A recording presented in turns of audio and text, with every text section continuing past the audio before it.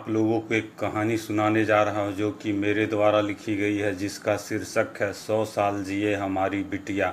जो कि इस तरह है।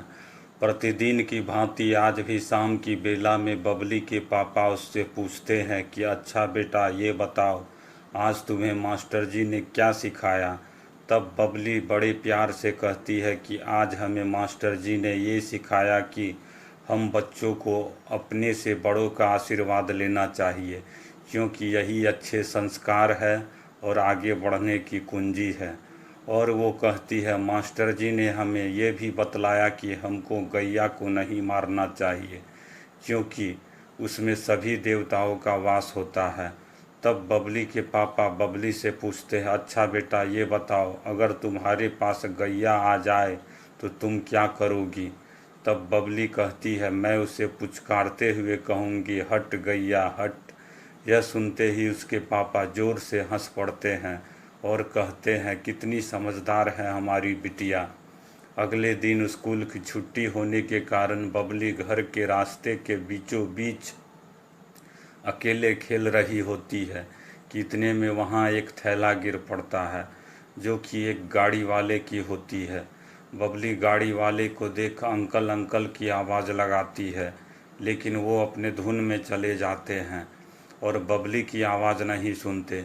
बबली थैला को उठाते ही ये सोच पड़ती है, मास्टर जी ने हमें कहा था कि दूसरे के चीज़ों को अपने पास नहीं रखना चाहिए। इसलिए वह रास्ते में गाड़ी के पहिए के निशान के पीछे पीछे चल पड़ती है। घंटों तक चलने के बाद वह निशान एक घर के पास जाके रुकता है। तब बबली समझ जाती है यही घर उस अंकल का है। दरवाजे के निकट आकर वह अंकल अंकल की आवाज़ ज़ोर से लगाती है। घर के दरवाजे से नारायण जी को निकलते देख बबली कहती है, अंकल, ये आपका थैला जो कि रास्ते में गिर पड़ा था। बबली के कामों की प्रशंसा करते हुए नारायण जी कह पड़ते हैं, मुनिया को तो इनाम मिलना चाहिए, क्योंकि वो इनाम की हकदार है। तब बबली कह पड़ती है, मुझे इनाम नहीं, मुझे आपका आशीष चाहिए, क्योंकि हमारे मास्टर जी कहा करते हैं, जो अच्छे काम इनाम की लालसा में किए जाते हैं वो पुण्य नहीं व्यापार होते हैं। इतना सुनते ही नारायण जी मुस्कुरा पड़ते हैं और बबली के सर पर हाथ फेरते हुए कहते हैं, 100 साल जिए हमारी बिटिया।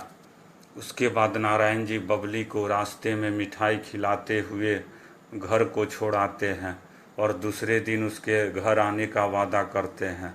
कुछ दिनों के बाद एक दिन बबली के माता पिता किसी ज़रूरी काम से बबली को अकेले घर में छोड़कर बाहर निकल पड़ते हैं और बबली किसी प्रकार की शरारत न करे, इसलिए वो घर के आंगन के बाहर का दरवाज़ा ताला से जड़ डालते हैं।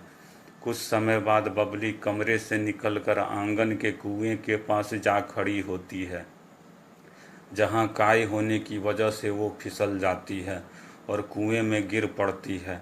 किंतु संजोगवश इतने में पड़ोस के बंटी का गेंद बबली के आंगन में जा गिर पड़ता है। बंटी बबली को कुआं में गिरा देख जोर जोर की आवाज़ लगाता, जिससे आस पड़ोस के लोग वहां जमा हो जाते हैं और बबली को कुएं से निकलने में मदद करते हैं।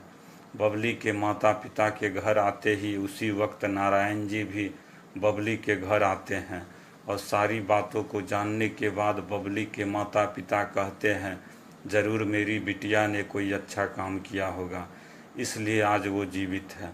यह सुन नारायण जी बबली के माता पिता को सारी बातों से अवगत कराते हैं और कहते हैं, 100 साल जिए हमारी बिटिया, यही आशीर्वाद है। कहने का अर्थ है, अगर कोई कहे खुश रहो तो ये आशीर्वाद नहीं है। आशीर्वाद का अर्थ होता है, अगर हम कोई अच्छा काम करते हैं और उसके बदले हमको आशीर्वाद मिलता है, जैसे खुश रहो 100 साल जियो, तो यही हमें कर्म के फल के रूप में फलीभूत होता है।